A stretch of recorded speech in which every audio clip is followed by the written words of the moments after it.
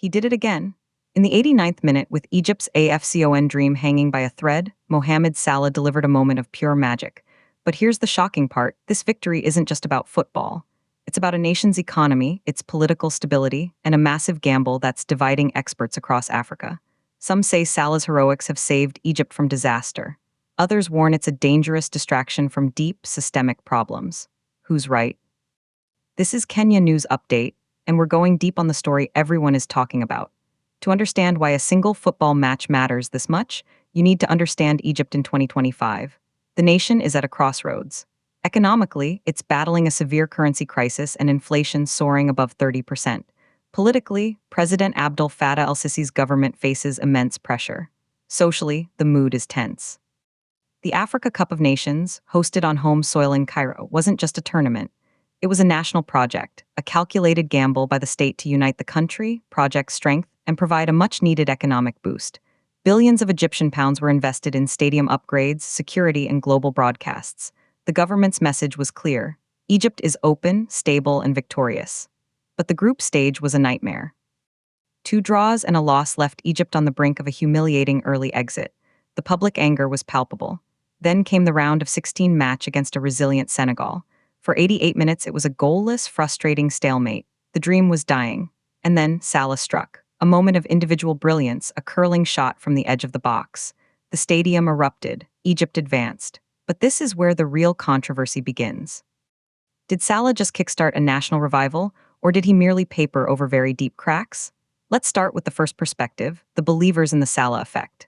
Proponents of this view, including government ministers, state-aligned media, and many football economists, argue this victory is a transformative national event. They point to the immediate economic impact. In the hours after the goal, the Egyptian stock exchange's main index jumped 2.3%.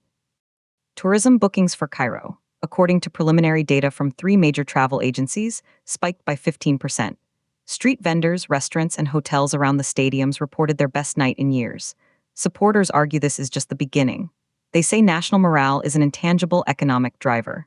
A happy, united population is more productive, more optimistic, and more likely to spend. The government's massive investment in AFCON, they claim, is now paying off. The global image of Egypt beamed around the world is one of passionate, joyful crowds in state-of-the-art stadiums, not protests or economic strife. Proponents also highlight the Salah factor itself. He is a global icon, arguably Africa's biggest sports star. His success on home soil is a source of immense pride that transcends politics. They argue this goodwill can attract foreign investment, as international businesses see a country capable of hosting a major event and rallying behind a hero. The state-owned newspaper Al Aram called it a goal for the nation's soul.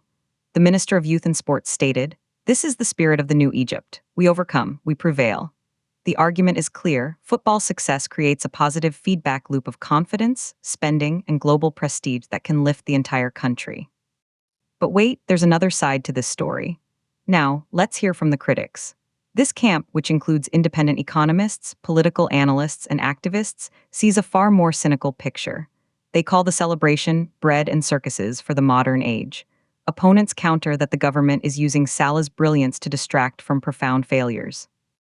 They point to the sheer cost of hosting AFCON, estimated at over $1 billion.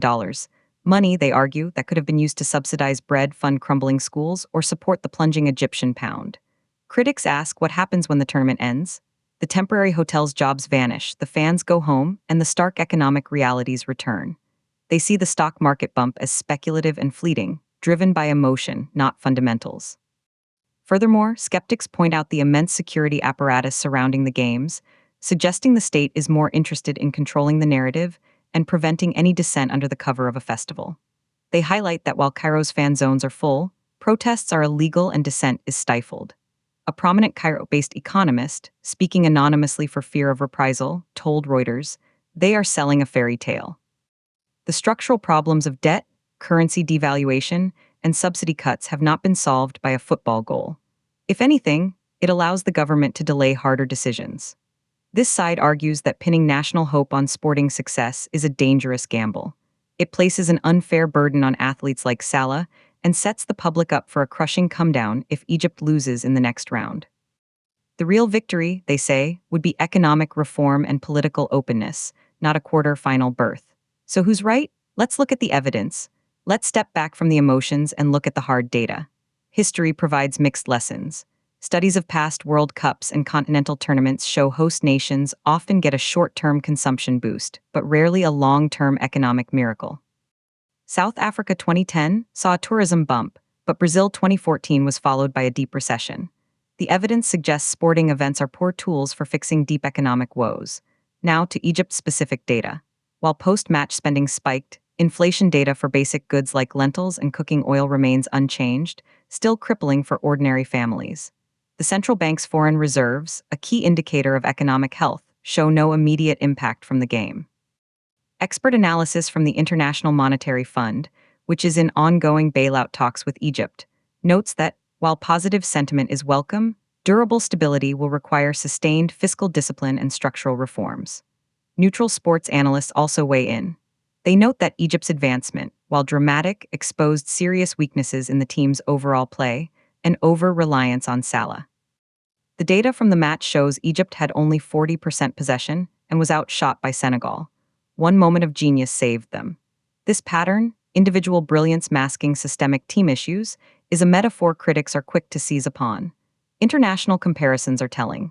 Morocco's recent World Cup success was built on a decade of systematic investment in youth academies and infrastructure, creating a lasting legacy. The question for Egypt is whether AFCON 2025 is a one-off event or the start of a similar, sustained investment in its people. The reality is more complex than either side admits. Here's the nuanced truth most people miss. The Salah effect is real, but it is not an economic policy. It is a psychological and social stimulus.